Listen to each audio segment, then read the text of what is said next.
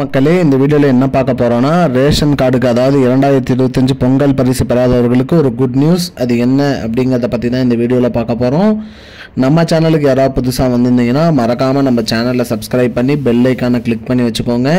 இந்த வீடியோவுக்கு ஒரே ஒரு லைக்கை மட்டும் கொடுத்துருங்க. வாங்க வீடியோக்குள்ளே போகலாம். பொதுவாக பார்த்திங்கன்னா தமிழக அரசால் பார்த்திங்கன்னா ஆண்டுதோறும் ஜனவரி மாதம் பொங்கல் பரிசு வழங்கிட்டு வந்தாங்க.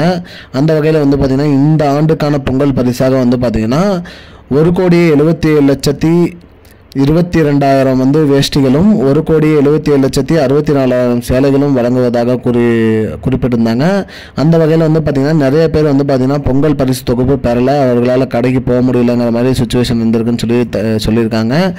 அந்த வகையில் கடைக்கு போய் பொங்கல் பரிசு வாங்காதவர்களுக்கு பார்த்திங்கன்னா கால அவகாசம் நீட்டிருந்தாங்க. அதாவது பார்த்திங்கன்னா பிப்ரவரி மாதம் 28ஆம் தேதி வரைக்கும் பொங்கல் பரிசு பெறலாம் அப்படிங்கிற மாதிரி சொல்லியிருந்தாங்க.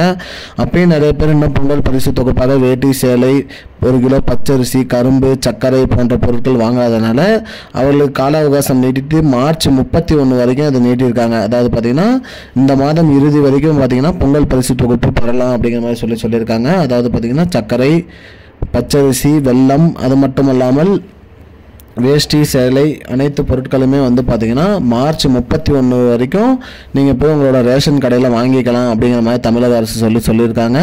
இதில் நிறைய பேர் புது ரேஷன் கார்டு அப்ளை பண்ணியிருந்தாங்க. அவர்களுக்கும் இந்த பொங்கல் பரிசு தொகுப்பு கிடைக்கும் அப்படிங்கிற மாதிரி சொல்லியிருக்காங்க.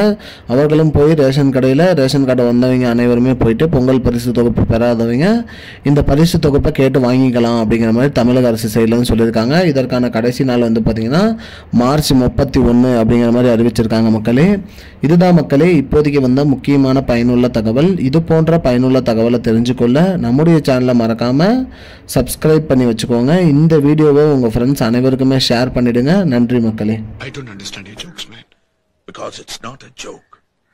முன்ன பின்ன தெரியாத ஒரு பையனுக்காக சப்ஸ்கிரைப் விடுற அந்த மனசு இருக்க, அதான் கடவுள்.